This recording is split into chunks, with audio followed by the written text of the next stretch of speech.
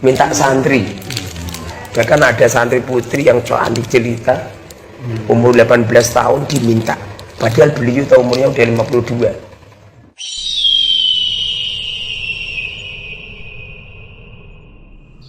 Jadi kecintaan kami sama Habib ini tidak perlu diragukan lagi. Saya ini muhibin berat loh. Habib itu pinjam motor saya,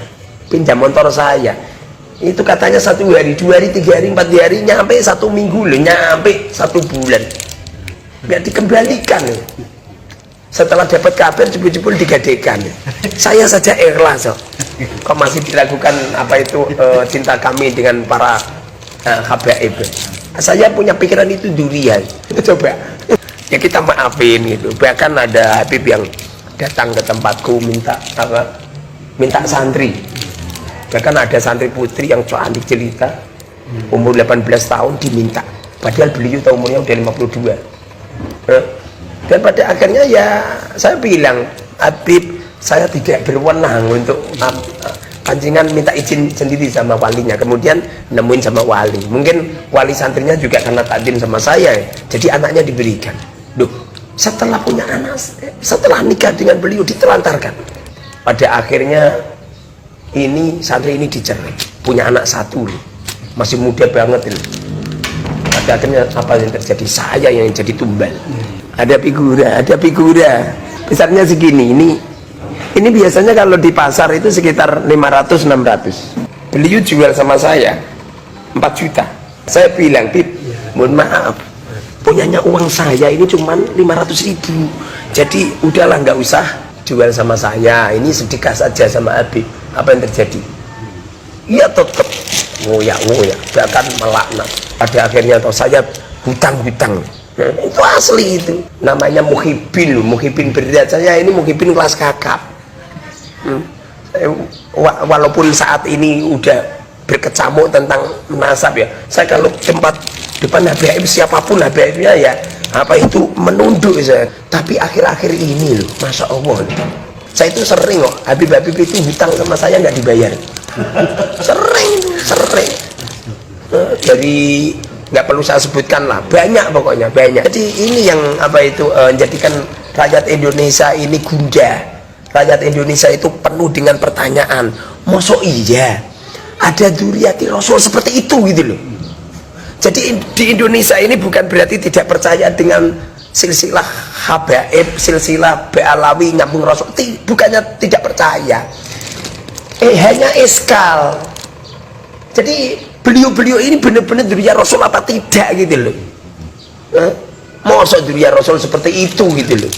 Pokoknya kami selalu cinta dengan dzurriyyati Rasul. Tapi kalau ada oknum, kalau ada siapalah kemudian nasabnya keliru, kemudian apa itu akhlaknya keliru, sampai kapanpun kita semua juga tidak hormat. Ini bapak-bapak ini ada yang saya tanya, kamu yang beredar ini, dzurriyyah Rasul yang beredar ini, apa Habib-Habib yang beredar ini, yang akhlaknya tidak seperti itu, kamu percaya nggak kalau beliau itu dzurriyyahnya Rasulullah?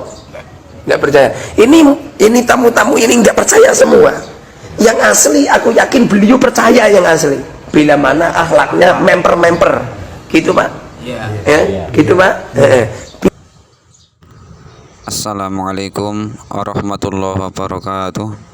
Alhamdulillah ala kulli ni'matillah, wassalatu wassalamu ala rasulillah wa ala alihi wa ashabihi wa mawala, amma ba'da. Seorang muhibbin kelas berat telah tersadarkan setelah beberapa kali mengalami kejadian-kejadian yang tidak sewajarnya bersama dengan orang yang mengaku sebagai keturunan dari Nabi Sallallahu Alaihi Wasallam. Masa seorang yang mengaku sebagai keturunan dari Nabi Sallallahu Alaihi Wasallam berbuat seenaknya saja, mulai dari pinjam motor sampai 1 hari, 2 hari, 7 hari, 1 bulan belum juga dikembalikan, nggak taunya malah motornya digadaikan.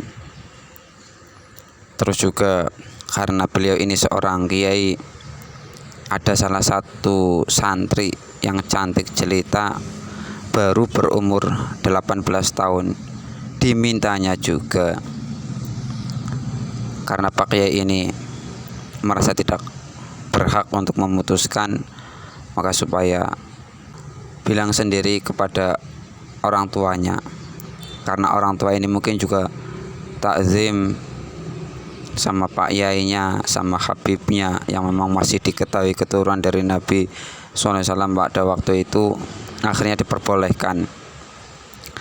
Padahal sang Habib ini telah berumur 52 tahun mau menikahi anak yang baru berumur 18 tahun. Ini kan sudah seperti kakek dengan cucunya. Sampai terjadi pernikahan, akhirnya malah juga diceraikan. Juga menjual kaligrafi yang pada umumnya berharga paling 500.000, oleh Habib ini dijual sampai 4 juta. Memaksa juga untuk membelinya.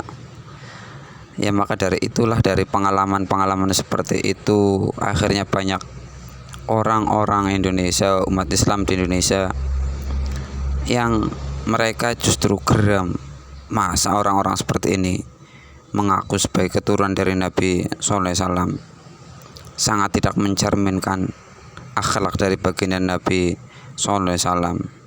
Makanya ketika muncul kajian ilmiah tesisnya Kiai Haji Muhyiddin Yusuf Al-Bantani, masyarakat umat di Indonesia banyak sekali yang berbondong-bondong mendukungnya, karena semua itu ya berawal dari mereka sendiri, para habaib yang tingkah laku perbuatannya sangat tidak mencerminkan sebagai keturunan dari Nabi SAW.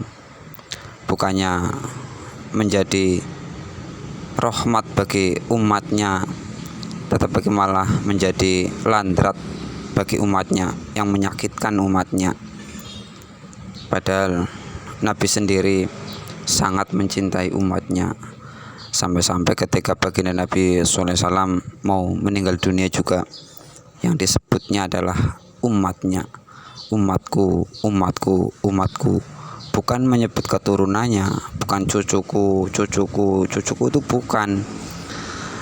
Maka ketika ada orang mengaku sebagai keturunan dari Nabi SAW, seharusnya mereka itu sangat memuliakan umat baginda Nabi, bukan malah menjadikan sebagai pelampiasan nafsunya, menjadikan sebagai budak jongosnya yang semua kata-katanya supaya harus dituruti. Kesini terbukti ternyata mereka nasab bodong, nasab mereka tidak sambung kepada baginda Nabi SAW. Terima kasih kepada Kiai Haji Muhyiddin Yusuf Al-Bantani yang telah membongkar semua kedok dari mereka. Semoga Kiai Haji Muhyiddin Yusuf Al-Bantani panjang umur, sehat selalu, dan dijaga selalu oleh Allah SWT. Amin amin ya rabbal alamin. Terima kasih.